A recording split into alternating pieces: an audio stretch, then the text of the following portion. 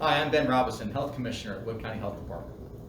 In recent weeks, we've seen a significant increase in cases, and we estimate that right now as many as 1 in 75 people could be contagious with COVID, despite the fact that they may not know it or even show signs or symptoms of disease.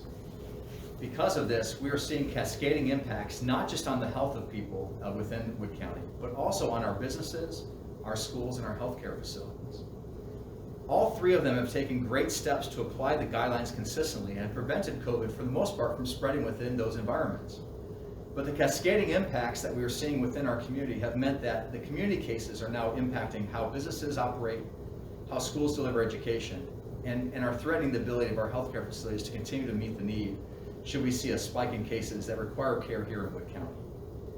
Because of this, we're asking you to do three things as we prepare for Thanksgiving. Number one, we want you to follow the guidelines that we've been following all along. Wear your mask, keep your distancing 6 feet or more, wash your hands often, and disinfect your surfaces. And of course, if you have signs or symptoms of COVID, especially during this time when lots of things can look like COVID, please assume that it is COVID.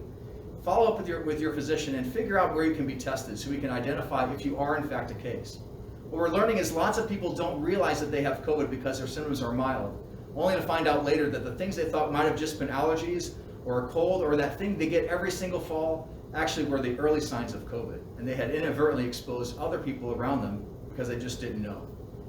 And then for those who are contacts of cases, please follow the quarantine guidelines because they'll help to keep not only your family safe who are there in their household with you, but the broader community as well.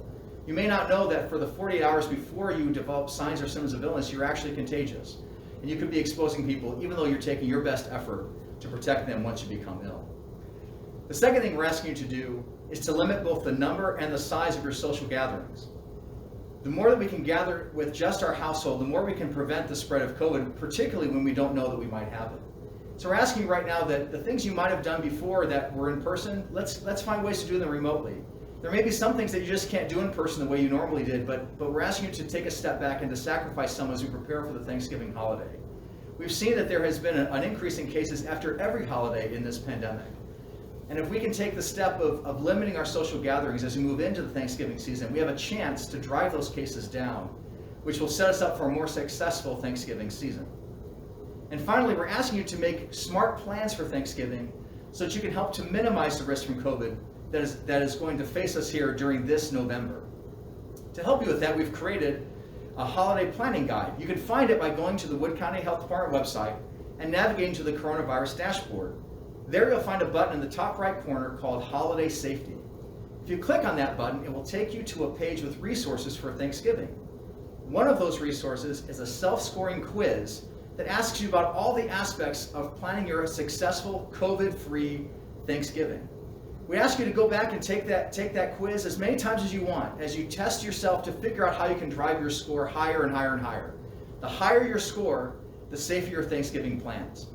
When you complete the quiz, you can go back and review your answers, and you'll find that some answers are worth more than others. And what we can tell you is that if your answer costs you a lot of points, then that is a high-risk answer that we'd encourage you to reconsider to try to keep you and your family and friends safe during Thanksgiving.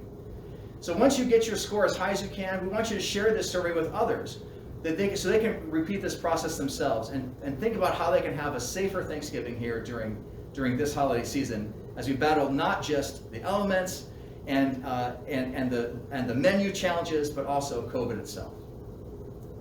I believe that if we take these steps together as a whole community, we can position ourselves for a successful and safe holiday season. And it will get us into a December where we're not thinking about COVID in the same way that we are now. We are facing a significant challenge in our community, but we are up to the task.